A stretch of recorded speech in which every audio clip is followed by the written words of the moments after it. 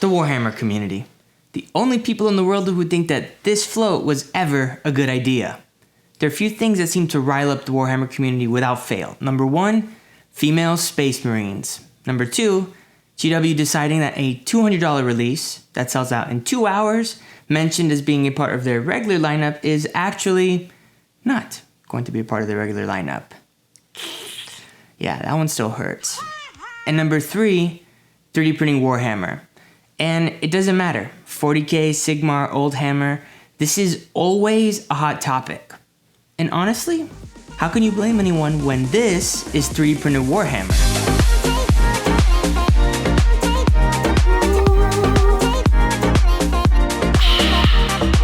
I don't know whether to be mad that there's a War Titan with this much sparkle, or that anyone out there can make one of these for themselves with about $1,000, which is half the cost of the Forge World equivalent. In all seriousness though, much like recasting, 3D printing is controversial in the Warhammer community for many other reasons besides the potential cost savings. And I want to talk about the current state of 3D printing in the Warhammer community, how we got here, and when it's okay and not okay to 3D print Warhammer. Let's start with what I call the DJ Khaled Prophecy. And no, it's not because he shouts his name every time this comes up in an online thread. Many Warhammer players argue that if everyone keeps 3D printing proxies, that GW's profit would suffer to the point where they can't make more new models, lore, rules, books, and they might even shut down completely since, according to them, they're a manufacturing company. This means there won't be anything left to proxy for. In other words, congratulations 3D printing Warhammer players, you plagued yourself. And there it is, the DJ Khaled Prophecy. Another one. And then articles like this one come out, which makes it sound like the 3D printing community is out to destroy Games Workshop. You know what else destroys Games Workshop's revenue? Bathroom breaks. They can cost an average of $6,250 per employee every year, and with over 2,000 employees, you do the math. So where are my headlines like, enticing toilet threatens a Games Workshop revenue? Guess it's not sexy enough of a headline like the 3D printing death squad. I'd probably agree with the idea that 3D printing is a serious threat to Games Workshop profit if GW's stock over the past 10 years didn't look like this. That is over 1,700% increase over 10 years, over 2,200% increase in the London Stock Exchange, and there's not much of a difference from 2016 when Kevin Roundtree took over as CEO, and the 2020 pandemic only made things even better. You don't need to know the stock market to know that's a nice curve. And that little blue line below it, that's Google's. Now to be clear, I'm not saying that GW being successful is a valid reason to stick it to them with 3D printing since they don't need my money, or that 3D printing isn't affecting them at all. What I am saying is that 3D printing Warhammer doesn't seem to be making any visible dent in GW's profits at all, and I don't think that'll change anytime soon. The big reason why I think this isn't something Warhammer players should worry about is adoption. And I don't mean the kind you get to do in Skyrim. Sorry, Lucia. 3D printing just isn't mainstream enough or growing fast enough to disrupt GW like, say, Napster did to the music industry. Here's what I mean. This is from an article talking about when Napster was first released. Napster was launched in May 1999. By October, it had 4 million songs in circulation. By March 2000, the Napster community numbered more than 20 million. Within 10 months, 20 million people were using Napster and downloading songs for free. Meanwhile, with us, it's been like 8 years since 3D printing Warhammer really became a thing, and the best we've got is a subreddit with 11,000 members, a Facebook group with 16,000 members, oh, and I can't forget the other Facebook group, 3D Printing for Warhammer 40K, Fascist Free Zone. Very appropriate name for the game centered around the Imperium of Man. Now it is worth saying that in that same time period where GW revenue was skyrocketing, home 3D printing was also growing too, just not at Napster levels. Look at this clip from an old video of mine from April 2018, just 3 years ago. In our online printing community, on Reddit, on Facebook, it seems like the Photon is the overwhelming winner right now. So if you are set on a resin printer, it seems like this is the community's consensus as the darling of our community, I feel. Boy, I was really excited back then. And in case you're wondering, here's the same Anycubic Photon and its price today.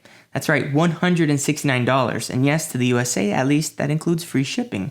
Now, a resin printer, 1 liter of resin is actually cheaper than a not a part of the regular lineup Warhammer Quest Cursed City, even before scalping prices. Cha-ching.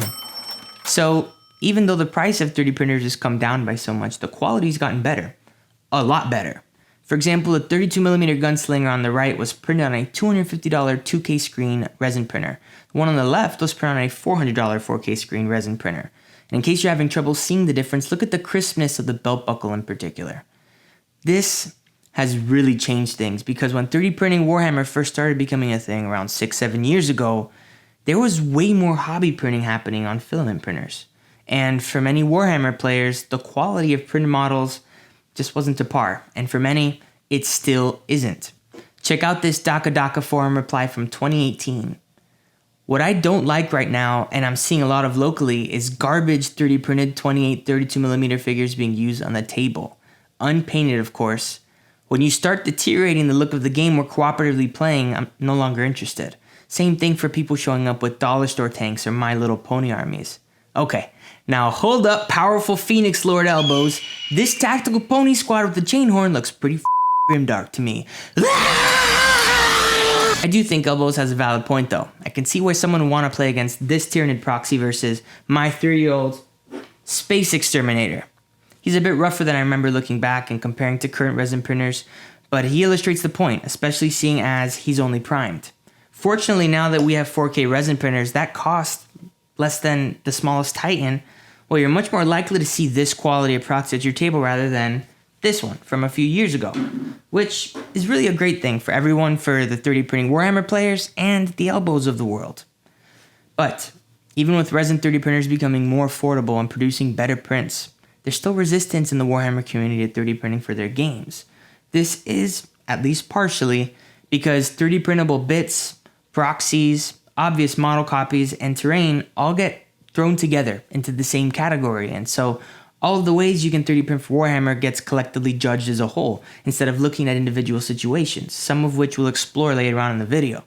Remember that article I brought up earlier about how GW revenue was being threatened? Well, look who's back with articles such as 40K feels bad, 3D printed army wins a tournament, printing free 3D 40K models picks up speed, GW silent, as if GW is gonna call a press conference to announce, we've identified models that our legal team believes infringes on our copyrights, and we are publicly asking them to stop making free models for our games, or we will have to politely sue you if you don't. Cheers. Actually, GW basically does have a standing statement that says that. In addition, we can and do defend our intellectual property rigorously against imitators, thus ensuring that our worlds are synonymous with quality. That statement is literally on their Our Business Model page. It's a part of their business model to sue and DMCA anyone they think is infringing their copyrights. There's nothing necessarily wrong with that. And it also isn't a secret. Anybody who 3D prints Warhammer knows that GW can request a takedown of a model at any time. It happens a lot, regardless of whether the files are being sold or given away for free. So losing money in sales in the short term really isn't the main issue here, but it is most definitely about aggressively protecting their intellectual property as a business in the long term. Which brings us to the elephant in the room. What the f*** is an imitator model to GW? That's a great question, because obvious copying of intellectual property happens a lot. Like with these two comic book characters, Wasp and Bumblebee, when DC decided, oh, hey, let's make our own bug-inspired superhero girl with incredibly similar powers, outfit, and name, but she'll be black.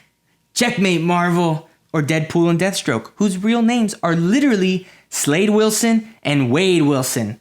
I'm honestly surprised they didn't just name them Deathslash. And the comic book industry was also filled with copyright lawsuits and disputes, just like GW and ours. And in these comic book character cases, it eventually worked out. Those characters branched off, became their own individual thing. And now we have the privilege of seeing 2010's sexiest man alive, Ryan Reynolds as Deadpool, and D&D's sexiest player alive, Joe Manganiello as Deathstroke. Now back to that question, what can't be imitated or copied from GW? Well, here's GW's list of copyrighted trademark things. Prepare thyself for the reading.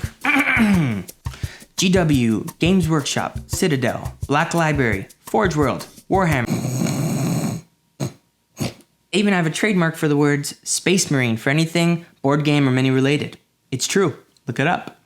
So if a sculptor or company makes 3D printable models that could be used as proxies for Warhammer, or really any sci-fi or fantasy game, they tend to avoid using GW names and symbols and change certain sculptural features that are unique to GW models. And they do this to make it as clear as possible that this is not a GW model, it isn't even fan art.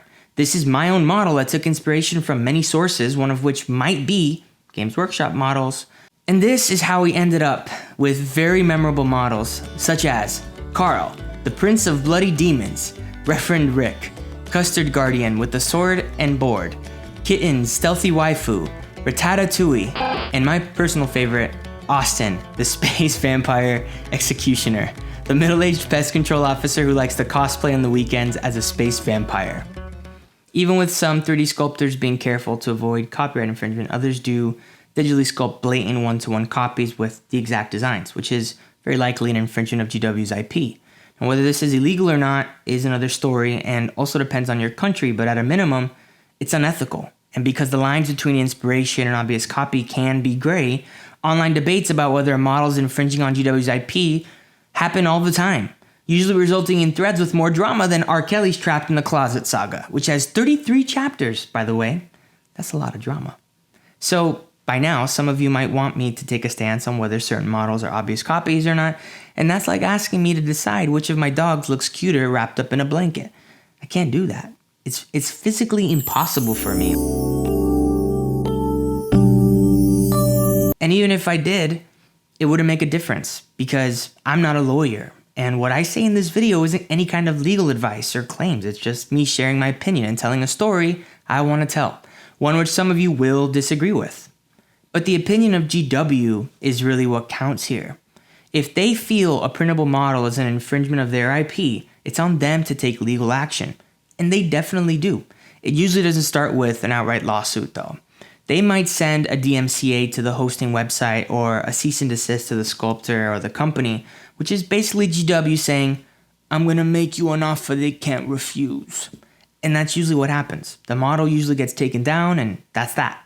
Because there's really no company big enough to defend against GW's infringement claims in court.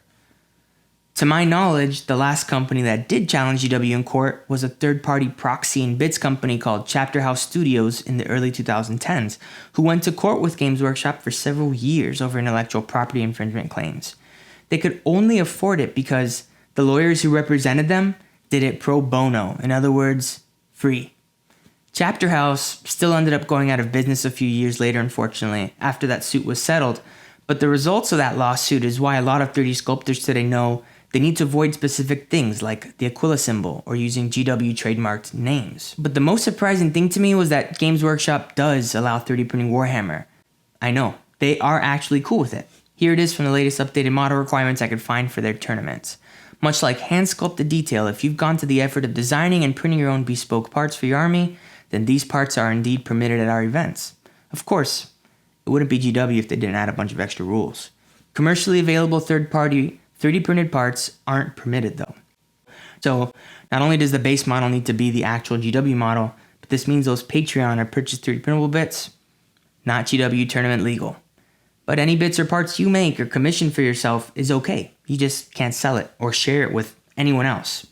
Which that part right there, that a third-party bit or proxy can now be instantly shared and replicated all over the world, is really why 3D printing is different from, say, scratch building or fully hand-sculpted proxies and bits.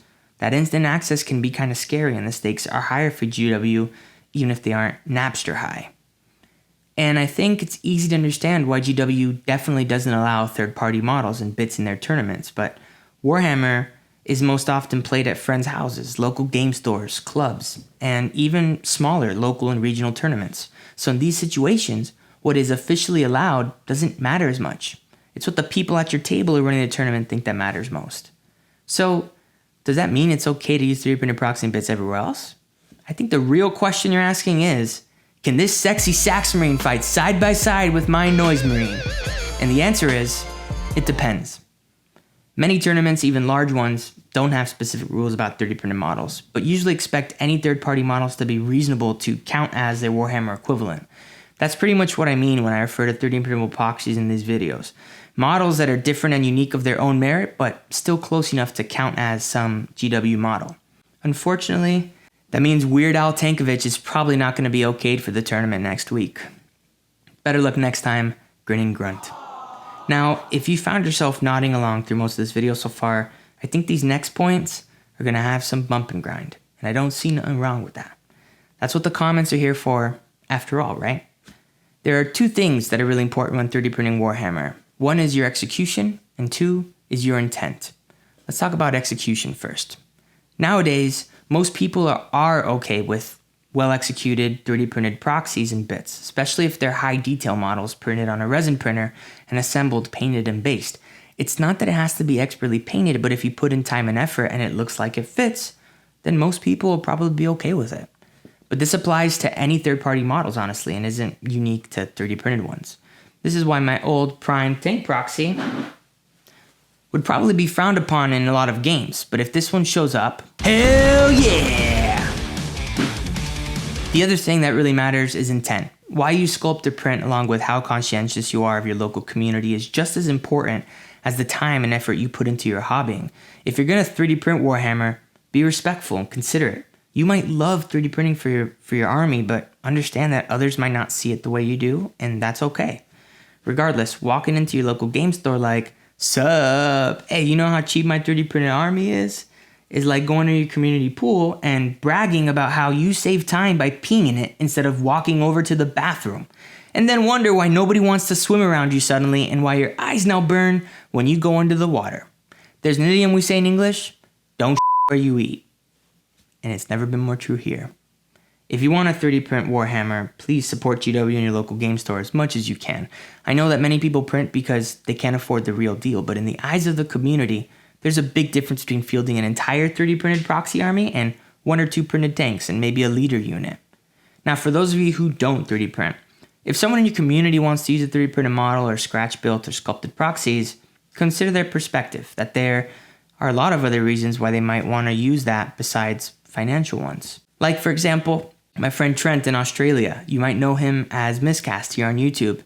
He's been making a Nurgle army where every model is a conversion for over a year now. Yes, he's saving money, but this is really a passion project. There's much faster ways to get it cheaper than retail Nurgle army after all, like swaps or eBay. And similar to 3D printing proxies, some of the models he's making have no GW models or parts underneath, like this Daemon Prince, for example. This time it's accounts as Daemon Prince, and the goal is to make something super unsettling and weird, and as the cool kids say, grim dark. That looked very hard, but very fun. But seriously, I love that series. You should definitely check it out after this video. I need to confess here, there's one group of wargamers that I've left out, intentionally, because they're exceptions to everything that came before in this video. This segment of wargamers care so much about their community that when GW nuked their favorite games, leaving them to die on a volcanic planet, they are the ones who kept it on life support. And in some cases, their game gets a second life. But in most cases, it's the passionate community and the community alone that keeps these games alive. I'm talking about wargamers who still play games like Warhammer Fantasy Battles, Morheim, Warmaster, Epic, Adeptus Titanicus, Battlefleet Gothic, among others. And I'll collectively call these games Oldhammer, just to make things easier. Oldhammer is an exception in the 3D printing Warhammer world because GW no longer supports these games, which means playing and printing them results in 0 lost sales for GW. Because the only real way to get the models for those games is to buy secondhand through sites like eBay, or to do swaps like I mentioned earlier. But they're rare, and both GW and local game store lose nothing if you decide to 3D print proxies to play instead. Even if you did want to use original GW models, there are limited or cost prohibitive options. For some games like Warhammer Fantasy Battle, okay, there's going to be more options, but games like Battlefleet Gothic and Warmaster, I'll be sure to say a prayer for you before going to my non-existent yoga session tomorrow morning. Seriously, it can get expensive if you're looking to build a specific fleet or units from some of those games. And while fantasy games like D&D and sci-fi get a lot of love from the 3D printing world, smaller niche games and editions like Oldhammer almost always get left behind. And sculptors who do choose to make model proxies for the Oldhammer community just don't do as well financially, so there's less incentive to keep working on it, even if they have a super passionate but small following.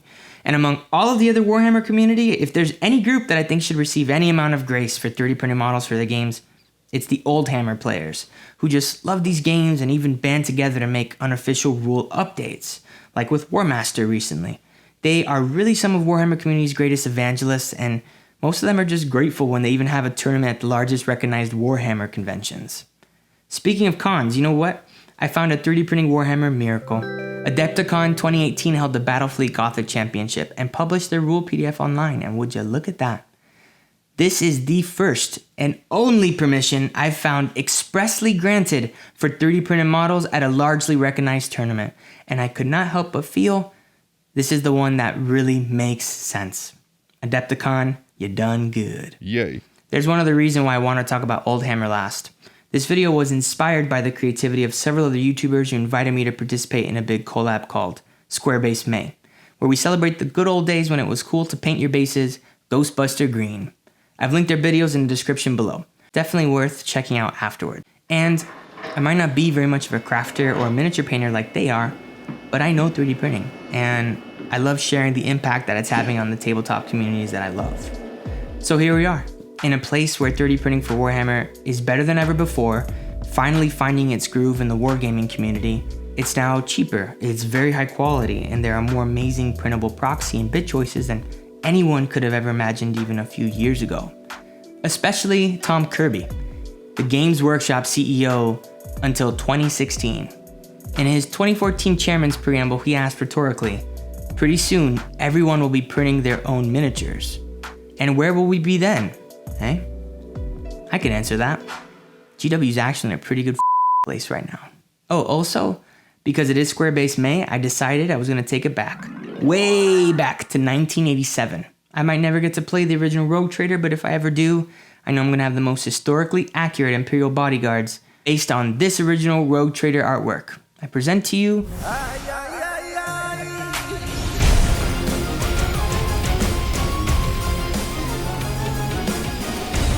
Hi again, thanks for sticking around. If it's your first time on my channel, welcome. I'm Danny, the 3D Printing DM. If you enjoyed the video, please give it a like and maybe share it with someone you might think enjoyed as much as you did. If you want to support the channel, the best way to do that is to purchase one of our late pledges on our website, lostadventures.co. And if fantasy isn't your thing, you can always subscribe, and see you next time. Thanks again for watching, happy printing, and happy gaming. Hey Danny, I'm going to download your video and upload it to my channel. It's not really cool, you know? I'm going to add my own logo so it's transformative. What have I done? Let's get the suit off.